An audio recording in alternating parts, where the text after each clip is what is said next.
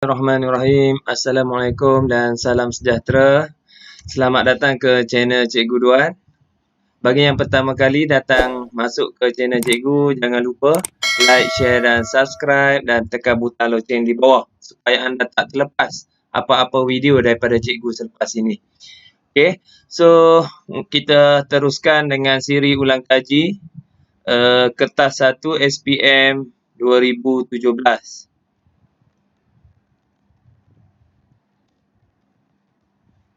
So, untuk kertas soalan ni, cikgu yang set up setting sendiri Google Form. So, kamu boleh cuba.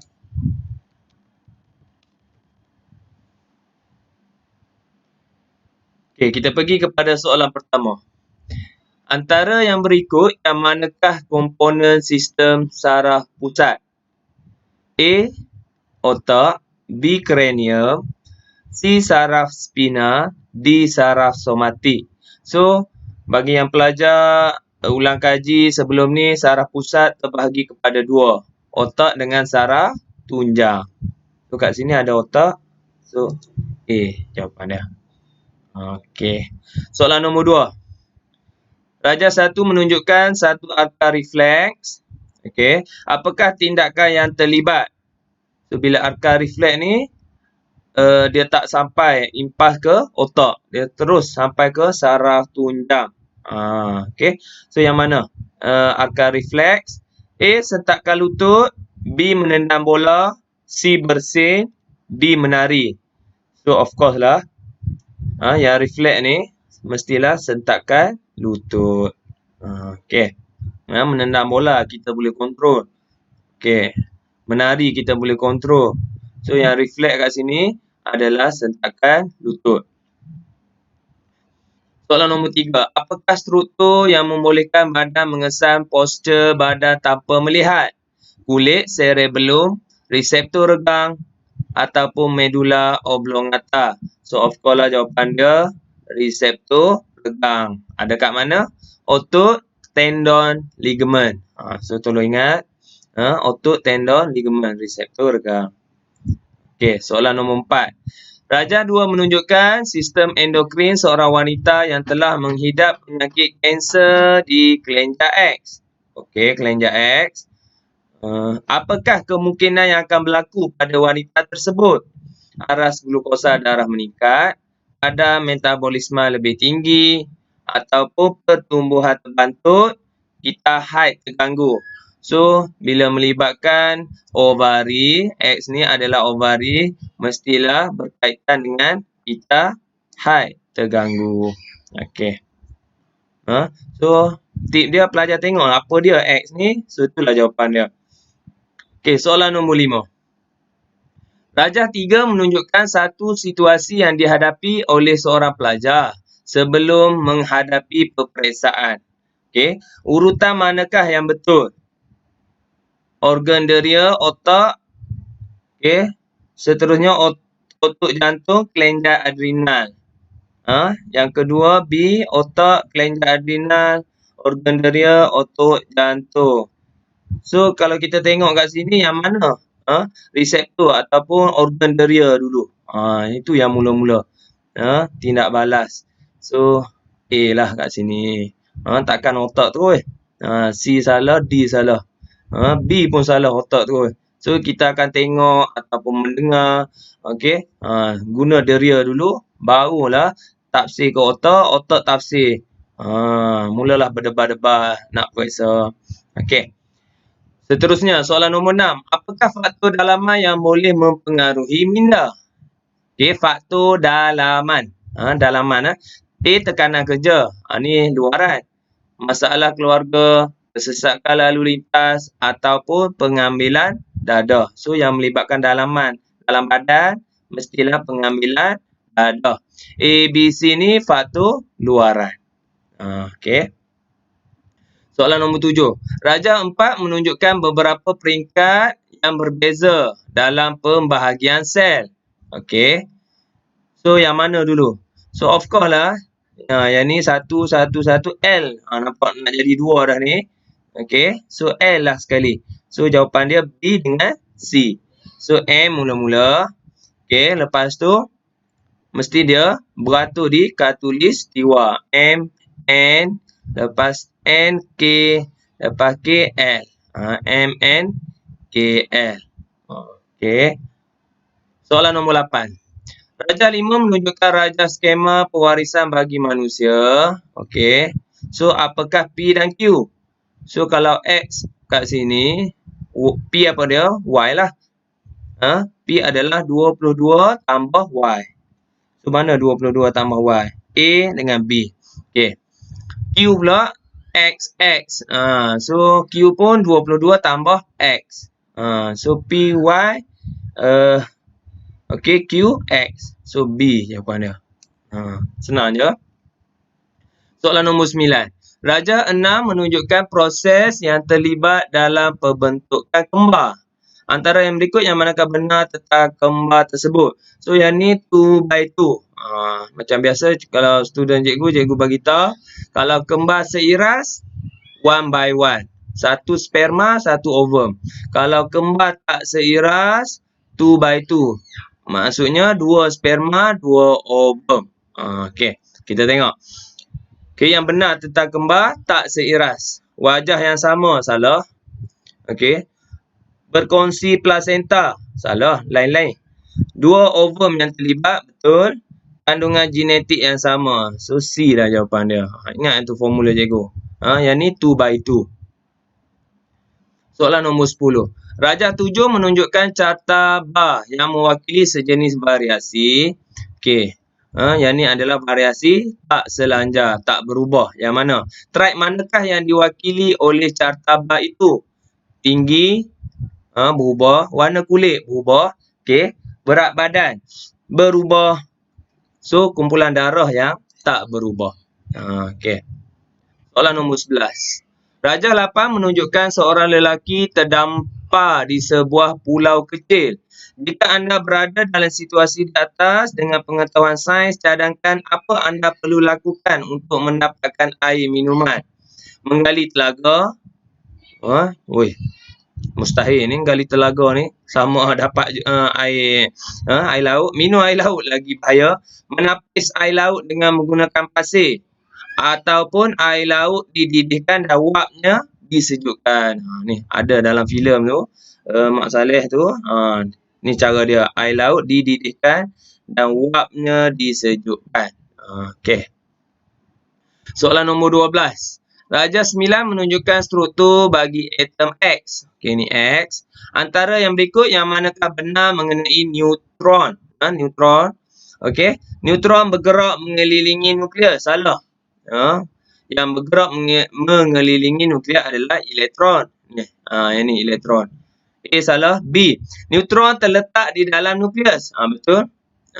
Dia duduk kat tengah-tengah ni nukleus, betul. C. Atom X mempunyai 3 neutron. Okey. 4. Neutron bercas positif. Salah. Dia bercas negatif. Bercas neutral. So, D salah. So, jawapan dia B tadi. Neutron terletak di dalam nukleus. Okey. Soalan nombor 13. Raja 10 menunjukkan satu unsur dalam jadual berkala. Okey. Berapakah bilangan elektron bagi atom tersebut? So, kat sini, bilangan elektron sama dengan bilangan proton. Okey. So, 26. Okey. Raja 11 menunjukkan jadual berkala yang tak lengkap. Apakah ciri Q? So, Q ni adalah logam takat lebur yang rendah. Salah. Penebat haba yang baik. Dia konduktor. Salah. Boleh mengkonduksikan elektrik. Betul. So, C tu. Berkeadaan gas pada suhu bilik. Salah. Okey. 15. Seorang lelaki tinggal di kawasan berpaya. Apakah proses untuk mendapatkan air tulen dari kawasan tersebut? So, kawasan paya. So, mestilah penurasan ke, penghabluran ke garam ni. Peneutralan ataupun penyulingan. So, mestilah jawapan dia penyulingan. Okey. 16. Rajah 12 menunjukkan eksperimen mengkaji perubahan haba dalam suatu tindak balas. Apakah kemungkinan suhu akhir tindak balas tersebut? So, dia masukkan air suling, suhu awal 26. Lepas tu, dia masukkan garam, natrium hidroksida. So, apa yang jadi? So, kat sini kamu kena tahu eksotermik atau endotermik kalau garam dimasukkan. So, kalau garam dimasukkan, dia exo bebas, bebas haba. So bila bebas haba, suhu makin meningkat. So 26, so jadilah 40. So ingat yang tu, bebas haba jadi panas. 17. Rajah 13 menunjukkan tindak balas logam dengan air. Apakah logam R? Okey, logam R, so ada bubble, gas hidrogen terhasil. So yang ni mestilah logam yang paling reaktif. Okey. So kat sini kalsium, zinc, kuprum, timah. So kena hafal siri kereaktifan logam. So jawapan dia kalsium. Okey, kalau nak kahwin mesti ada zakat fitrah supaya perkahwinan kekal aman abadi. Tolong hafal. Okey. Soalan nombor 18. Antara yang berikut yang manakah benar tentang akumulator asid plumbum? Saiz kecil. Oh, salah. Bateri heater besar. Digunakan dalam radio. Menggunakan asid sulfurik sebagai elektrolit ataupun rod karbon sebagai terminal positif. So, yang paling tepat kat sini adalah dia guna asid sulfurik sebagai elektrolit.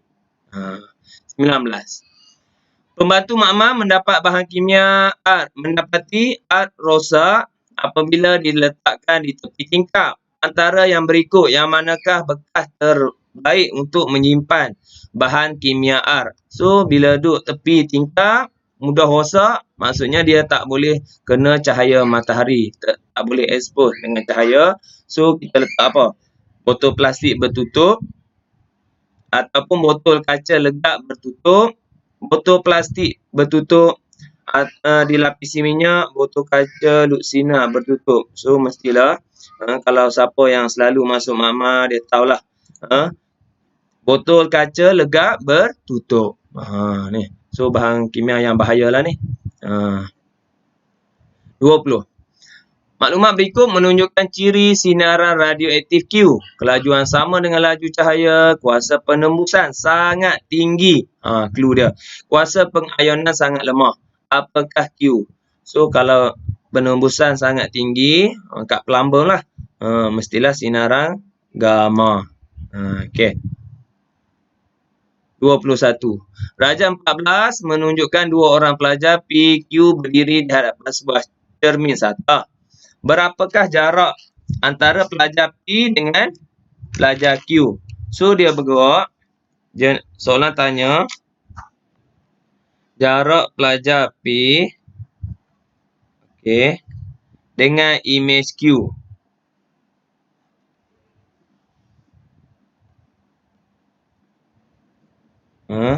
Imej Q. So, 8 tambah 8 tambah 6. Okey, 22. Okey. So, imej Q berada di belakang ni. So, tambahlah. 8 tambah 8 tambah 6. 22. Okey. Soalan 22. Rajah 15 menunjukkan gambar rajah sinar. Apakah alat optik yang menghasilkan imej di atas? So, yang ni seperti yang SPM sebelum ni, cikgu dah maklum. Kalau kurang daripada F, okey, so mesti kanta pembesar. Okey, so calon SPM tolong hafal. Kerap kali keluar ni SPM. Okey, soalan 23. Apakah proses pembentukan pelangi? Okey, yang ni straightforward je. So, jawapan dia penyebaran cahaya. Okey, penyerakan ni warna langit warna biru, warna merah. Ni. Okey.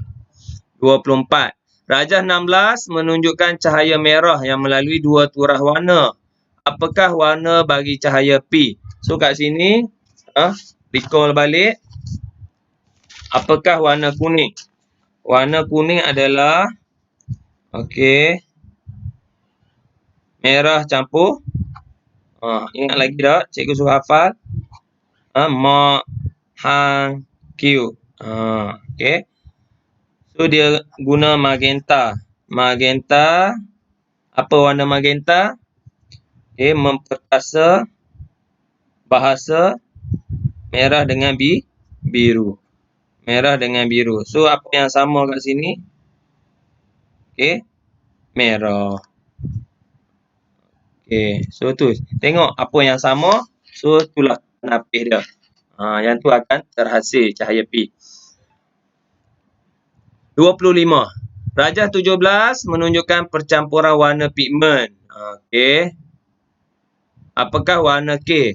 So, kat sini soalan ada orang kata tak lengkap. Ataupun ada error kat sini, errata. So, pigmen. Pigmen dia tak ada warna merah biru ni. Dia ada warna jingga, ada warna ungu. Okey. So, kalau campur, mungkin tajuk ni silap ni, percampuran warna sahaja, warna cahaya. So, kalau warna cahaya, K ni, mesti jawapan dia campur semua putih lah. Kalau pigmen, kalau tengah-tengah campur semua jadi hitam. Tak ada hitam kat sini. So, tak apa, kita jawab putih. Okay. So, 26. Apakah kepentingan warna bagi haiwan? Menarik perhatian jantina berlainan, menghasilkan lebih banyak bulu, kelihatan lebih cantik, menambah selera makan. So, of course lah haiwan ni untuk menarik perhatian jantina berlainan. Tu kepentingan warna. 27. Rajah 18 menunjukkan proses penghasilan satu sebatian dalam suatu industri. Apakah sebatian Q? So, kat sini proses haba. So, proses haba untuk menghasilkan baja amonia. So, tolong ingat. Kalau ada nitrogen, kalau ada hidrogen, so mesti amonia. 28. Antara yang berikut yang manakah merupakan padanan fenomena yang betul dengan kesan terhadap alam sekitar dan manusia? Okey, kesan rumah hijau. Kanser kulit. Salah. Jerebu. Masalah dengan sistem pernafasan. Betul. Hujan asid. Aras air laut meningkat. Ni pemanasan global. Salah. Penipisan ozon. Kakisan struktur buatan manusia. Salah. So, jawapan dia jerebu. Okey. 29. Rajah 19 menunjukkan sejenis mikroorganisma, virus lah. Bagaimana virus ini membiak? Pertunasan, salah. Berlahanda dua, konjugate ataupun menjangkiti sel perumah. So, itulah cara dia membiak. Okey. 30. Rajah 20 menunjukkan sebalan sayuran yang diproses. Apakah faktor yang membantu sayuran itu tahan lama? Okey. Tahan lama. So, kat sini dia guna apa? Cuka. So, suhu ke, nutrien, nilai pH, so kelembapan. So, of course lah cuka ni. So, berkait dengan nilai pH. Okey. So, dia awet dia guna cuka. 31. Pilih padanan yang betul tentang penyakit dan kaedah penyebarannya. Malaria. Okey, nyamuk tiruk. Betul. Urap, makanan. Salah. Okey. Gonoria, bakteria ni, air tercemar. Salah. Okey, ni penyakit apa orang kata hubungan, melalui hubungan. Tuberkulosis. Okey. Tuberkulosis, TB, alak. Oh, salah. So, jawapan dia malaria. Kaedah penyebaran adalah nyamuk. Okey. 32. Rajah 21 menunjukkan graf bagi satu jenis keimunan. Apakah jenis keimunan ini? So, kalau pelajar hafal, dia tahu dah. Kalau suntik-suntik ni, mesti buatan. So, jawapan kita B dengan D. Okay. So, A dengan C tu, salah dah. So, jawapan dia B dengan D. So, kat sini kalau injek yang fur terus sembuh, so, maksudnya itu adalah anti-serum. So, kalau anti-serum, B lah jawapan dia. Keimunan pasif buatan. Okey, kalau aktif buatan, suntik vaksin. Tolong ingat. 33. Raja 22 menunjukkan keputusan eksperimen mengkaji antibiotik terhadap pertumbuhan bakteria. Okey, cepel getah yang direndam, penisilin, agar-agar nutrien dan bakteria kawasan jernih. Antara yang berikut yang manakah menerangkan kawasan jernih? Okey, sebab apa jernih ni? Cerah sini. Kawasan yang tidak ditumbuhi oleh bakteria. Betul. Kawasan yang tidak diletakkan bakteria. Salah.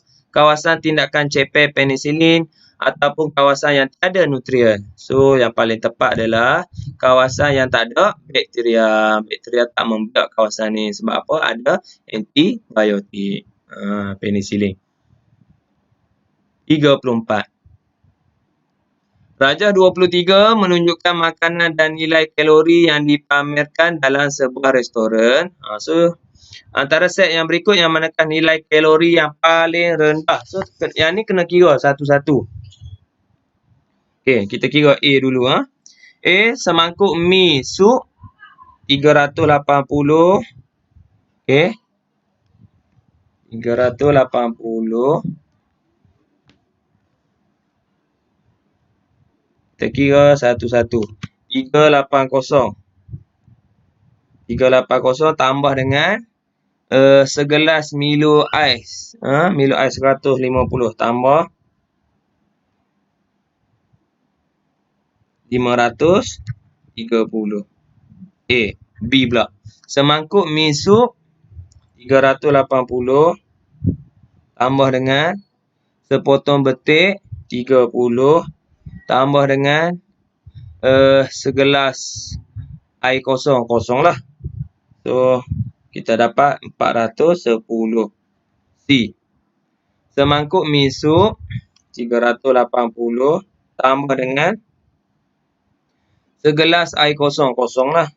So, 380. D. Semangkuk mi sup 380 tambah dengan Milo ais 150. Okey, tambah betik tambah 30. So, kita dapat 560. So, dia nak yang paling rendah. So, C lah 380. Tu cara dia. Nak tak nak, memang kita kena kira satu per satu. 35. Apakah yang menyebabkan masalah kesihatan pada manusia? A. Waktu makan yang tak tetap. Betul lah. Makan sedikit tetapi kerap. Ni bukan masalah. Makan mengikut piramid makanan. Ni pun bukan masalah. Memilih makanan yang berkhasiat. So, yang negatif adalah A lah. Waktu makan yang tak tetap. Boleh menyebabkan masalah kesihatan. 36. Raja 24 menunjukkan siratan makanan di dalam ladang kelapa sawit. Didapati bahawa hasilnya berkurangan. Apakah cadangan yang terbaik untuk mengatasi masalah tersebut? So, bila banyak tikus sangat ni, kita nak buat apa? Membunuh ular ke? Okey. Ular makan tikus. Pasal apa nak bunuh ular? Membersihkan kebun ke? Okey. Ataupun menambah bilangan burung hantu, menambah bilangan tikus. So, yang paling tepat kat sini adalah menambah bilangan burung hantu. Okey. So, dia boleh makan ular, dia boleh makan tikus. 37. Raja 25 menunjukkan dua barangan elektrik yang digunakan di rumah. Okey. Apakah bahan pencemar? So, kat sini bila satu lagi aerosol, penyaman udara, peti sejuk, CFC. Okey, senang je ni. 38. Seorang pelajar ditugaskan menghasilkan etanol, tetapi dia telah kehabisan larutan gula. Antara yang berikut yang manakah paling sesuai menggantikan larutan gula? So, kat sini kita tengok yang mana berkanji sekali. So, mestilah nanas. Boleh buat arak juga. Okey. 39. Maklumat berikut menunjukkan peringkat pengekstrakan minyak kelapa sawit. Okey. So, urutan manakah yang betul? Pencernaan, penulinan, pensterilan ataupun pengekstrakan. So, mestilah mula-mula kita mati kuman dulu. Buang mikroorganisma ataupun bunuh bakteria. Kita akan proses yang pertama adalah pensterilan. Okey. Lepas pensterilan, pencernaan. Ni. So, C dengan D sekarang ni. Lepas pensterilan, pencernaan. Okey, lepas tu pengekstrakan. Okey, last sekali penulinan. PRPSQ C. Okey, so yang ni pelajar calon SPM tolong hafal. Okey, step-step dia, stage. Darjah 26 menunjukkan kesan bahan art terhadap latex. So, asid ataupun bakteria yang boleh bagi latex menggumpal. Okey, so art apa dia? Mestilah asid ethanoik. Okey, straight yang ni. 41. Darjah 27 menunjukkan satu peringkat operasi enjin petrol 4 lejang. Apakah peringkat lejang tersebut? So kat sini kalau kita tengok spark plug ni, injak exhaust, injak masuk tertutup, kita tengok ada spark plug, bunga api kat sini. So mesti jawapan dia lejang kuasa. Ingat arm care. Arm care kat sini. Okey. 42. Darjah 28 menunjukkan sebuah kereta mainan yang bergerak dari P ke Q. Okey, jarak dia 20 meter. Okey, berapakah laju? So, masuk formula. Okey, masuk formula. Jarak, bahagi jarak 20. Bahagi dengan masa. Berapa masa dia ambil? 4 saat. Okey, kat sini bahagi 4 saat. So, dapat 5. 20 bagi 4, 5. Straight je, masuk je formula. Sangat senang. 43. Antara yang berikut, kasut yang manakah menghasilkan tekanan yang paling rendah? So, bila tekanan rendah, okey, luas dia tinggi. Yang mana luas paling lebar sekali kasut? So, kalau kita tengok, mestilah kasut yang ni tapak paling lebar sekali B lah. Tu cara dia. Okey, dia mesti luas dengan tekanan ni dia berlawanan. Okey. 44. Darjah 29 menunjukkan satu bola plastisin sebelum dan selepas direndam ke dalam bekas Eureka yang mengandungi air untuk mengukur berat bola plastisin itu. Berapakah daya tujah yang bertindak ke atas bola plastisin itu? So, kena faham kat sini konsep dia, daya tujah sama dengan berat air. So, berat air 0.4, daya tujah pun 0.4. Tu ingat konsep dia. Okey. 45. Darjah 30 menunjukkan sejenis buah. Okey, buah hori ni. Apakah kaedah pemprosesan makanan yang paling sesuai untuk menjadikan buah tersebut tahan lama, lebih lama? Pengering bekuan, pendinginan, penyejuk bekuan, pembukusan vacuum. So, mestilah letak dalam peti sejuk, pendinginan. Okey, buah ataupun sayur. 46. Darjah 31 menunjukkan contoh label makanan mengikut Peraturan Makanan 1985. Pengeluar diwajibkan melabelkan makanan dengan betul. Berdasarkan label di atas, apakah maklumat yang diperlukan tetapi tak dinyatakan? So, kat sini, kita tengok, perhati betul-betul tanda halal ada, harga makanan ada, nilai nutrisi. Okey, yang ni yang tak ada. Berapa kalori, okey, gula berapa ni kalori tak ada. Okey, nama dan alamat pengirian ada. So, yang tu yang tak ada. Okey. 47. Darjah 32 menunjukkan satu jenis proses, okey, polystyrene jadi stirena. Apakah proses tersebut? Kat sini kita boleh taruh poli-poli, yang ni polimer. Okey. So, dia panas jadi monomer, jadi kecil-kecil balik. So, lawan dia, penyah polimeran. Okey. 48. Darjah 33 menunjukkan sejenis polimer. Apakah kaedah yang paling sesuai untuk melupuskan polimer tersebut? So, kat sini, adakah simpan di tapak pelupusan sampah? Oh, yang ni tak boleh. Bakar di dalam incinerator ataupun tanam di dalam hutan ataupun buang ke dalam sungai. So, yang ni kalau melibatkan polimer ni, plastik ni, so bakar di dalam incinerator. Okey, tu cara dia. 49.